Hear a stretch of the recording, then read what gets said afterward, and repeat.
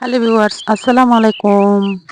আচ্ছা, অনেকদিন পর আরেকটা রেসিপি নিয়ে আমি হাজির হয়ে গেলাম আপনাদের মাঝে। কনকনে এই শীতের মধ্যে যদি গরম গরম দোয়া ওটা এক বাটি স্যুপ খেতে না পারলে কেমনটা হয় বলুন তো? তাই প্রথমে একটা কড়াইতে নিয়ে নিচ্ছি হাড় ছাড়া ২ টুকরা মুরগির মাংস। এরপর দিয়ে দিচ্ছি কিউব করে কেটে রাখা গাজর, একটু বড় সাইজ করে কেটে রাখা পেঁয়াজ কুচি। এখন দিয়ে দিচ্ছি গোলমরিচের গুঁড়া, এখানে হাফ টেবিল স্পুন হবে। আর দিয়ে দিচ্ছি ৪-৫টার মতো কাঁচা লঙ্কা আমি কুচি করে নিয়েছি। আর দিয়ে দিচ্ছি আদা রসুন বাটা ১ টেবিল স্পুন হবে। আর এখানে দিয়ে দিচ্ছি হাফ লিটার পানি। আর এর মধ্যে দিয়ে দিচ্ছি সয়া সস ১ টেবিল চামচের মতো হবে। এর মধ্যে আরও দিয়ে দিচ্ছি ওয়েস্টার সস, দুঃখিত আমি সেটা স্কিপ হয়ে গেছে দেখাতে পারলাম না। আরও এর মধ্যে পরিমাণ মতো কিছুটা লবণ এড করেছি।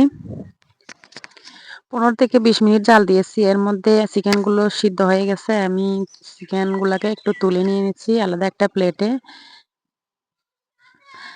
আর এখন একটা বাটিতে নিয়ে নিচ্ছি ২টা ডিম। ডিমগুলোকে ভালো করে ফেটিয়ে নিচ্ছি যেন কোনো প্রকার লাঞ্চ না থাকে। আরও একটা বাটিতে নিয়ে নিচ্ছি 1/3 কাপ কর্নফ্লাওয়ার। আর এখানে দিয়ে দিচ্ছি 2/3 কাপ লিকুইড নরমাল পানি। আর একটা চামচ দিয়ে ভালো করে গুলিয়ে নিচ্ছি। আর এখন দিয়ে দিচ্ছি 2 টেবিল স্পুন হবে টমেটো সস। আর এখন নেড়েচেড়ে এই সসগুলো মিশিয়ে নিচ্ছি। আর এখানে দিচ্ছি আগে থেকেই সিদ্ধ করা মাংস জোড়া করে নিয়েছি আমি, এগুলোও দিয়ে দিচ্ছি। এখন নেড়েচেড়ে মিশিয়ে দিচ্ছি। আগে থেকে রেডি করা ফেটানো ডিম আস্তে আস্তে ঢেলে দিয়ে চামচ দিয়ে নেড়ে দিচ্ছি। একটু ভালো করে লক্ষ্য করলে বুঝতে পারবেন।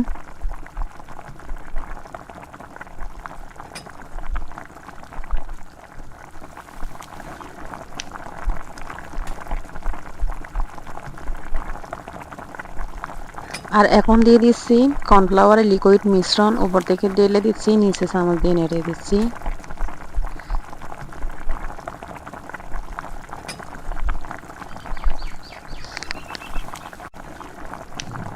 দেখুন কতটা ঘনত্ব হয়েছে, এর চেয়ে বেশি ঘনত্ব আমি করব না। মাশাআল্লাহ, অনেক সুন্দর হয়েছে এই স্যুপটা। মজাদার স্যুপ যদি বাড়িতে একবার তৈরি করেন তাহলে দোকান থেকে আর কখনো কেনার কথা ভুলেই যাবেন, কারণ এটা এতটাই মজার হয়। আমি চামচ দিয়ে তুলে দেখাচ্ছি কতটা লোভনীয় আর আকর্ষণীয় হয়েছে দেখতে। এখন লবণ অ্যাড করে দিব। যেহেতু এখানে সস আছে সেহেতু বুঝে লবণ অ্যাড করতে হবে। আমার কিন্তু পারফেক্টলি হয়েছে। আর এখন দিয়ে দিচ্ছি ধনিয়া পাতা কুচি উপর দিয়ে।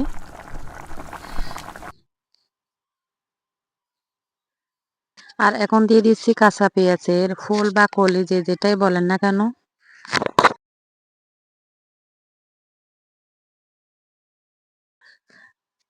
স্যুপ আমার রান্না করা হয়ে গেছে, এখন চুলা থেকে নামিয়ে ফেলবো। একটা ছোট প্লেটে নিয়ে নিয়েছি ৩ থেকে ৪টার মতো কাঁচামরিচ। আর এর মধ্যে দিয়ে দিচ্ছি ২ টেবিল স্পুনের মতো হবে ভিনেগার। আমি প্রথমে যেহেতু মরিচ কুচি অ্যাড করেছি সেজন্য আপনারা যে যেরকম মরিচ খেতে পছন্দ করেন সে অনুযায়ী উপরে ডেকোরেশনের জন্য মরিচ অ্যাড করতে পারেন। তো আমি এটুকুই দিচ্ছি। একটা বাটিতে আমি সার্ভ করার জন্য স্যুপ নিয়ে নিচ্ছি।